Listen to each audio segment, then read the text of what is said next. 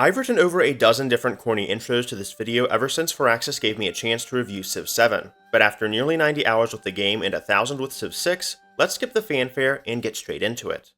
But yes, as a disclaimer, I was given a key to review the game, like many of the other reviews you'll see online.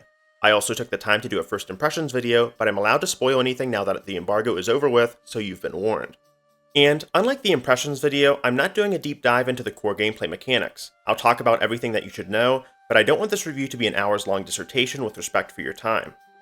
With that out of the way, the game has received a lot of attention over the past few months. I've been both critical and skeptical in the past, but after several playthroughs I can certainly say that Civ 7 is fun. More fun than Civ 6 at release, far better than the broken mess that was Civ 5's launch, but I dare not hate on my goat, Civ 4. If that's all you came here for, then feel free to click away. However, fun is a very subjective term, and in the year 2025, a $70 or $69.99 before tax price tag is a large ask. Right now, you can buy the Anthology Edition of Civilization 6 for a mere $12 on certain key reseller sites. This includes the base game and virtually every new piece of content that was released during Civ 6's dev cycle. There were a few mechanics that Civ 6 handled better, but I need to start off by talking about the game's visuals. Subjectively, Civilization has never been a graphical masterpiece, but the art team for Civ 7 has blown it out of the park. I know everyone has different tastes and preferences, and mine are probably on the lower end being a Paradox player. Even so, the game just visually clicks for me. When you zoom in and look at your cities, they tell a story. Each of the buildings that you place down on the map occupy space. I mean this in a literal and figurative manner. Obviously, things like improvements take up space on the map, but in prior games, you were limited to one of these per tile. And furthermore, the art styles were often indistinguishable. The library that I placed down as China was no more different than an American library. Civ 6 offered unique districts, only to be filled with the same generic buildings that you could find in any other empire. In Civ 7, there has clearly been a lot of thought placed into making buildings look and feel visually distinct. My Mauryan altar might be made out of darker materials or use a different architectural style compared to a Mayan one. Norman and Chola walls follow a completely different art style. These tiny details are everywhere, and I can't help but marvel at how much time went into making this a reality. This is only possible because tiles allow 2 building slots. After you fill them, districts become quarters, and cities develop their own character. This is a huge improvement over Civ 6, with a common complaint being that cities felt more akin to theme parks. Districts could be spread so far out that they felt like separate cities entirely. Civ 5 had its city confined to a single tile, and the remaining territory was dotted with various improvements. But when you put Civ 7 cities up against the terrain, the world truly feels alive. I wouldn't say that all of the tile sets are Renaissance masterpieces, but they pop in meaningful ways. Take Kilimanjaro. In the past game, it had been relegated to a one-tile wonder. While visually unique, it pales in comparison to how intimidating and grand its reincarnation is in Civ 7. The same can be said for different biomes, which are now more distinct. You don't have to go into strategy mode to spot which tiles are hills anymore, because rough terrain is markedly different from flat terrain. But while Civ 7 is a visual upgrade, I can't talk about appearances without mentioning the UI. And unfortunately, it's a mess. The menus are clunky, lack contrast, and feel rushed. There were moments where I'd stop to admire the scenery, only to be interrupted by how ugly the menus looked. Civ 6 was far more polished at launch, and it's disappointing to see Civ 7 fall short in this area. I don't expect my screen to be gilded with gold, but there are some serious issues with how the game's menus look, and it does a massive disservice to visual cohesiveness. As much as gray tends to help things blend into the background, this is far above healthy moderation and screams rushed. I just said that Civ 6 was less fun at release, and this is still true for me. However, it was undoubtedly a far better polished release. Even beyond issues with nesting and how certain tooltips are buried behind mountains of menus and buttons, there is a stunning lack of contrast. In a lot of ways, I felt like I was still playing an alpha build as I went through the game weeks before this review, and I was sure that this would be updated. Yet, despite promises from the devs that this would change, it is still woefully inadequate compared to its predecessors and zaps the life out of the game. It lacks contrast, sometimes the text is off-center, and there are numerous instances where buttons need to be clicked multiple times or simply fail to work. The leader screens are the ultimate example of this. In past games, leaders were front and center, delivering inspiring speeches to hype you up for your first turn. In Civ 7, they're awkwardly overlaid on a backdrop, with Gwendolyn Christie reading 1 or 2 lines before the game loads. Sean Bean would not be impressed. The devs did keep their promise on improving leader models and animations. People were mocking Himiko's model for the Nintendo Switch when it first dropped, and Reddit viciously tore apart Augustus's zombie-like model, but I believe the lighting has improved since the first trailer dropped, and the leader animations feel more expressive. But it's still crazy that fans had to pester the devs about this in the first place, right? Like, I can't imagine having the confidence to reveal those models for a worldwide premiere when they look more wooden than Gal Gadot's acting career. Visual glitches are also an issue. I've lost count on how many times I've killed a unit, only for their models to stay on the tile for the rest of the game. I feel the need to talk about resources too, since I'm bringing up visuals. If I had to recommend one thing to the developers, it would be to stick to what past games did right. The resource icons are not only comically small, but have this really weird effect of blending into the terrain. To me, they need to be larger and have solid contrast with the rest of the game, but I feel the same way about the UI in general. Now, I do feel much more confident about the combat system in Commanders. If you didn't like some of the micromanagement in past games, many of the newer systems make things easier. Commanders can group units up onto a single tile before deploying them, and towns do not require active maintenance, and convert production into gold. If I wanted to be more direct in managing things, then that option was available, but I wasn't forced into this. These initial criticisms may sound super critical, and they are, to a degree, but I do enjoy the visuals as a whole, despite their flaws. This game really needs a comb over for the nitty-gritty details, because they detract from my experience. I do want the game to succeed, but this needs ironing out ASAP in my opinion. But I've ranted about the UI enough. So what about actual gameplay? Cultures pleasantly surprised me, and the culture swapping that made a few players anxious was actually pretty okay with me. I think this is because you don't just culture swap aimlessly in the game. I mean, you certainly can, but I found it being less of a chore with the new traditions mechanic. In games prior, you had a leader, a culture, and that was that. Civ 6 really started to innovate on this with more detailed leader abilities, distinct from cultures, but this is far more nuanced. Civ abilities are now gradually unlocked as you progress through the civics tree for each age. My first thought before playing was that this would be too restrictive, but I ended up really liking it. It allowed me to slowly ease myself into playing the Civ, and slowly pick up the pieces as I researched new traditions. This gives different cultures different playstyles, because some may be more optional immediately after starting, or come together later down the line. Cultures feel much more complex, but not to the point where they are intimidating. I was worried that this would be too much to remember, but there is a nice tab in the research tree so you can keep track of your current bonuses. That said, one of the advantages of not having the tradition system is that you have more dev time to spend elsewhere. I was thoroughly impressed with how detailed Civ 7's cultures were, but I'd be lying if I told you that I didn't miss classics like Babylon. You can see where the franchise has evolved to where we are now with unique quarters. When you put two unique buildings together, it creates a district unique to your culture. Not every culture has two buildings to do this with, but I really love this option because it gives the quarter special art and powerful bonuses. And, to be honest, I think it's really neat. It was super easy to lose sight of your culture in a game like Humankind, where you were swapping cultures over 5 times. Beyond looking at a tile and saying, oh yeah, I did that so many turns ago, specific bonuses give you more than just nostalgia. When I built my necropolis as the Egyptians, I was getting gold until my final turn. In order for culture swapping to work, the devs had to split cultures across 3 different ages. This means only 10 different cultures per age at launch. When you zoom out, this feels somewhat restrictive compared to Civ 6's initial 18 civilizations that you could play with immediately, +1 if you pre-ordered the Aztecs. But culture swapping does solve a lot of pacing issues. Even if I wanted to play as one of those 18 civs, more modern editions like the US might not come into play until later in the game. Swapping might take away some of the glory of having an endless civilization, so it's a mileage may vary sort of thing. Overall, I really enjoyed the tradition system, and I'm rather ambivalent on swapping as a whole.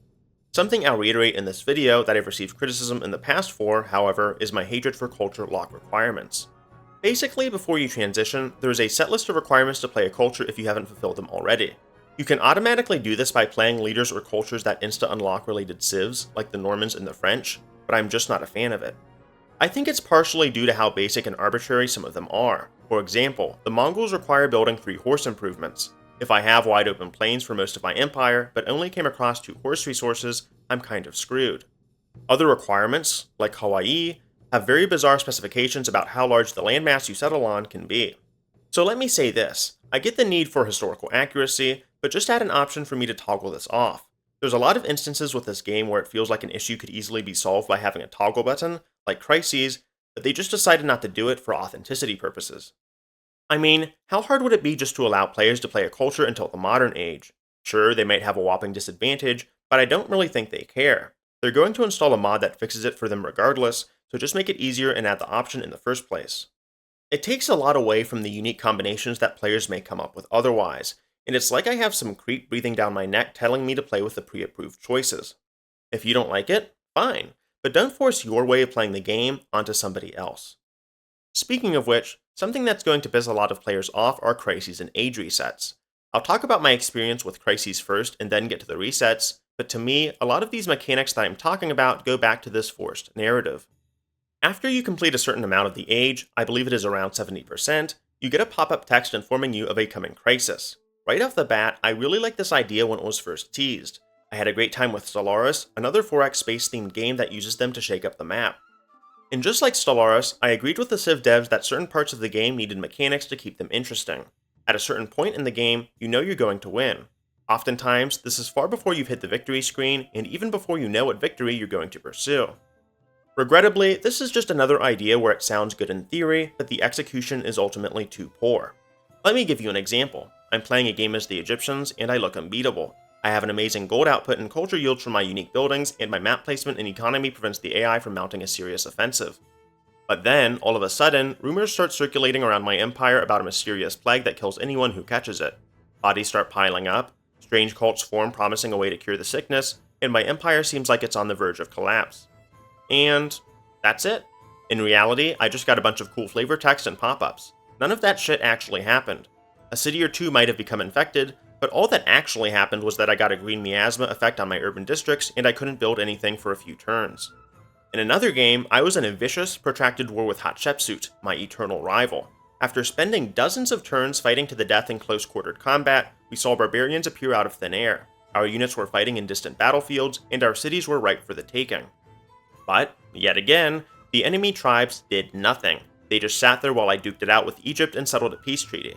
There was a serious opportunity for my empire to start collapsing as I'm forced to play on the defense, but this crisis just stayed self-contained and gradually fizzled out.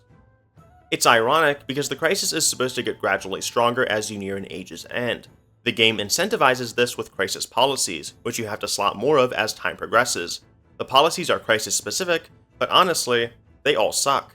I think the devs were trying to do something similar to Dark Ages in Civ 6, where you had to take a negative modifier in exchange for a powerful one. There's just this weird focus on the idea that my empire is collapsing. I could play perfectly, but my empire falls just like the rest of them.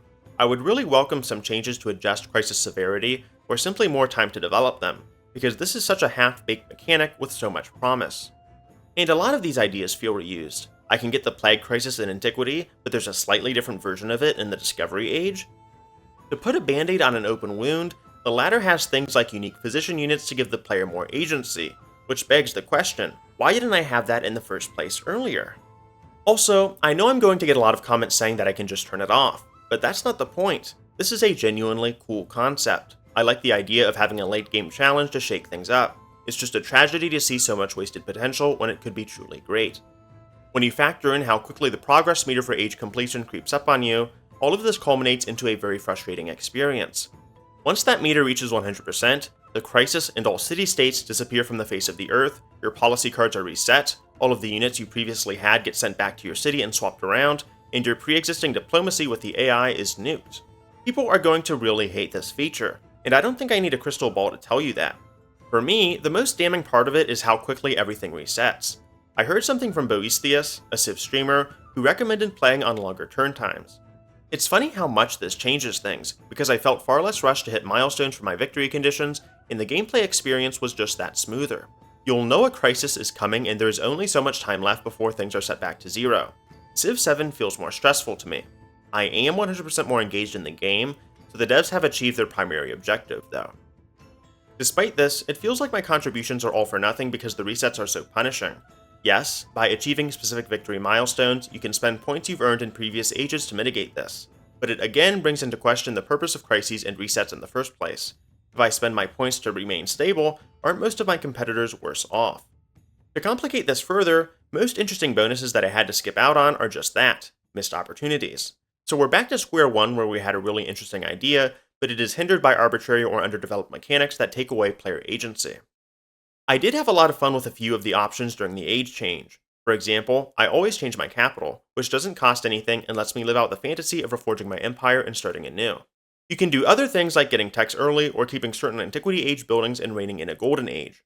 I've spent more than enough time talking about this subject though, but it just seems inconsistent. My empire was on the verge of collapse and ravaged with plagues or barbarians, but I suddenly pop back up stronger than ever? I get that this is technically possible, but I simply need to see a larger impact. But let me take a chance to say that none of this was enough to take me away from enjoying the game. A large part of this has to do with how victories have been overhauled. Instead of getting locked into one win condition at the end of the game, I now have the option to consider various victories at my own pace. And the victories are different for each age. My economic milestones centered around establishing trade routes and putting resources in my capital. The Discovery Age unlocks a new world, literally, and you're tasked with exploring it and setting up colonies. By doing this, my empire eventually researches the technology to create treasure fleets, where I ship my goods home and we don't talk about the original inhabitants of my newfound territories. Finally, the modern age brings things back home with a Sid Meier's Tycoon-esque system, relying on building railroads and creating factories to improve my citizens' quality of life. All of this is really, really nice. I like the idea of racking up points along the way in the form of milestones, which I can then spend on meaningful bonuses. I just wish that the other victories were as fun. For culture, you need to build a certain amount of wonders in antiquity, found a religion and convert people in Discovery, and build museums and play Indiana Jones in the modern age. Some of these just don't make sense. I can see the general idea of gathering resources and improving your supply chain with economic victories, but I really hate getting forced to create a religion, gather relics tied to said victory, and being forced to constantly play on defense with the AI spamming missionaries. Hell, in order to recruit missionaries, I need to build a temple and spend production or gold to buy them out. All of these units create so much lag traveling around at once, and instead of a culture victory, it feels like Religion 2.0 again from Civ 6. At least Civ 6 allowed me to convert holy cities. You can't do this in Civ 7, and I find the way religions work less interesting. All of these bonuses are centered around gathering relics, and I can't use religion to augment other victory types beyond basic yield increases. For a game that wants to be seen as more historically accurate, I don't find this change to be particularly historical or accurate to how actual empires developed. Religions like Islam and Christianity did fund missionaries across the world, but not everyone was spamming gold on buyouts like the world was about to end. I'm trying not to be overly negative in this review, but it's really hard when it seems like the AI is hellbent on making your games miserable. They spam missionaries and take time out of their day to forward settle you when they literally have land open next to them. I have to constantly play this guessing game of where the AI is going to send their units, and my playthroughs are up in flames because of this. I am begging, pleading the developers to bring back some kind of loyalty system, and the ability to purge missionaries with military units. You could do this in Civ 6, and we have things like natural disasters returning for 7. Was loyalty annoying sometimes? Yes, I hated seeing free cities flip just as much as the next guy. Yet, there was a method to the madness. These restraints were put in place to stop nonsensical behaviors like this. There's tactical aggression, and then full-on stupidity, which is what the AI is doing. I mean, their city planning is a noted improvement over 6, but by God, do they not know where to settle cities in the first place. I want to end this review on a positive note, and take the time to commend how much better diplomacy is with Civ 7. The diplomacy menu isn't the best I've ever seen, but it offers a lot of options early on, which made me feel like I had more control over how I dealt with my neighbors.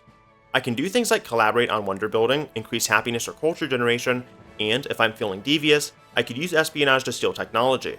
Some of these options return from the last game, albeit more fleshed out. In hindsight, I'd like to see more specific demands, like preventing the AI from converting certain cities or settling near me. The same can be said for independent powers, which are fill-ins for city-states. The relationships I can pursue with my neighbors are more complex, but some of the no-brainer options aren't there. But when the Diplo system works, it works far better than any games prior, sans World Congress. This is another system that I believe holds great potential, and I can't wait to see where the developers take it next. So all of this talking leads to the question you came here for. Should you buy Civ 7? Is it even worth it at this price point? For all of my criticisms, I think there is a case you should buy the game at launch if you really enjoyed Civ 5 and 6 and have some extra money laying around. My biggest concern isn't really the current state of the game. Rather, I worry about monetization. In an age of AAA games pushing out half-baked slop, Civ 7 stands out as a decent competitor to other 4X offerings. But that doesn't hide some of the painfully obvious mistakes along the way, and I can't justify a full $70 price tag. It still feels like early access in a lot of ways, and if you're someone who does not like buggy UI or poorly implemented AI behaviors, then steer clear of this title for now. The British, a Civ staple, won't even be in the base game. However, I would definitely recommend coming back a year from now after some patches and considering buying it on sale. I genuinely enjoyed my time with Civ 7, and I look forward to reviewing the game in the future when that time comes. For now, consider checking out my other videos where I cover topics like my top 3 favorite cultures in the game, or my first impressions video that tackles core mechanics. Thank you so much for watching, and please let me know what you want to see in the next video. Love you guys. Peace.